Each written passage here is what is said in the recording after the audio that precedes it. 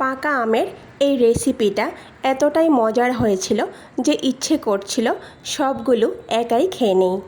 রাধে কৃষ্ণ বন্ধুরা, আমি টুলটুল, আর এই টুলটুলের রান্নাঘরে আপনাদের সবাইকে স্বাগত। আজকে আপনাদেরকে পাকা আম দিয়ে একটি রেসিপি তৈরি করে দেখাবো। তাহলে চলুন আর বেশি কথা না বাড়িয়ে কি করে আমি এই রেসিপিটা তৈরি করছি দেখে নেওয়া যাক। বন্ধুরা, পাকা আম কিছুদিন ঘরে থাকার পর দেখবেন আমগুলি একটু ফোটা আর নরম হয়ে যায়। আমগুলো ফেলে না দিয়ে বিভিন্ন ধরনের রেসিপি তৈরি করে কিন্তু খাওয়া যায়। এখানে আমি 5টা আম নিয়েছিলাম, 2টা আম খারাপ হয়ে গেছে আর 3টা আমের উপরের খোসা ছাড়িয়ে ছুরির সাহায্যে এইভাবে আটি থেকে আমগুলো ছাড়িয়ে নেব। আটি থেকে সবগুলো আম ছাড়িয়ে একটা মিক্সি জারের মধ্যে নিয়ে নেব।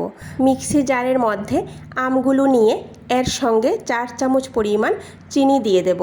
আমগুলো যদি একটু টক হয় তাহলে চিনির পরিমাণটা আরেকটু বাড়িয়ে দেবেন।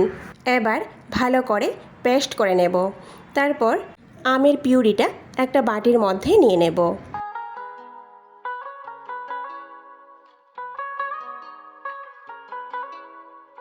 এবার এর মধ্যে আমি ছোট বাটি মেপে 1 বাটি পরিমাণ সুজি দিয়ে দেব। এর সঙ্গে খুব সামান্য পরিমাণ লবণ দিয়ে দেব। 2 চামচ পরিমাণ নারিকেলের বুরাদা দিয়ে দেব। আপনাদের কাছে যদি কাঁচা নারিকেল থাকে তাহলে সেটাও দিতে পারেন। 2 চামচ পরিমাণ গুঁড়ো দুধ দিয়ে দেব। গুঁড়ো দুধের পরিবর্তে এখানে আপনারা গরুর দুধও ব্যবহার করতে পারেন। এখানে আমি 1 বাটি পরিমাণ জল নিয়েছিলাম, এর থেকে খুব সামান্য পরিমাণ জল দিয়ে ভালো করে মিশিয়ে নেব। এই দেখুন বন্ধুরা, ব্যাটার কিন্তু পাতলা হবে না, এইভাবে একটু ঘন হবে। ভালো করে মিশিয়ে নেওয়ার পর 15 মিনিটের জন্য ব্যাটারটাকে ঢেকে রাখব। আর এই দেখুন 1 বাটি জল নিয়েছিলাম, তার থেকে খুব সামান্য পরিমাণ জলই ব্যাটারের মধ্যে লেগেছে। ফিরে আসলাম বন্ধুরা 15 মিনিট পর। এবার এর মধ্যে 1 চামচের 3 ভাগের 1 ভাগ বেকিং পাউডার দিয়ে দেব। এর উপর 2 চামচ পরিমাণ জল দিয়ে ব্যাটারটাকে ভালো করে মিশিয়ে নেব। আর বন্ধুরা, বেকিং পাউডার মেশানোর পর কোনো রকম রেস্টে রাখার দরকার নেই, সঙ্গে সঙ্গে রেসিপি তৈরি করে নেব।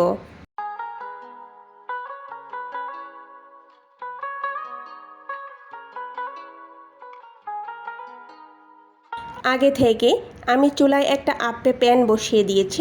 আর এই দেখুন বন্ধুরা, এখানে প্যান সাপোর্ট কিন্তু 2টো দেওয়া। 2টা প্যান সাপোর্টের উপরেই আমি আপ্পে প্যানটা বসিয়ে দেব। আর আপ্পে প্যান ভালো করে গরম করার পর চুলার আঁচ একদমই কমিয়ে দেব, যেহেতু লোহার প্যান তাড়াতাড়ি গরম হয়ে যায়। এবার প্যানের মধ্যে খুব সামান্য পরিমাণ তেল দিয়ে চামচের সাহায্যে এইভাবে অল্প অল্প করে ব্যাটার প্যানের মধ্যে দিয়ে দেব। আর বন্ধুরা, চুলার আঁচ কিন্তু একদমই বাড়ানো যাবে না, একদম কম আঁচে এই রেসিপিটা তৈরি করতে হবে। এবার আমি কম আঁচে 4 মিনিটের জন্য ঢেকে রাখব।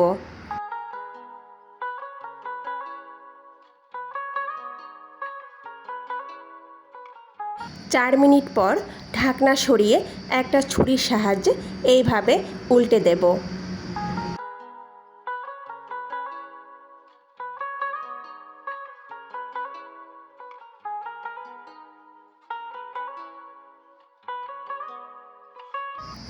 এবার আবারও কয়েক ফোঁটা তেল দিয়ে আপ্পেগুলিকে আরও 2 মিনিটের জন্য কুক করে নেব।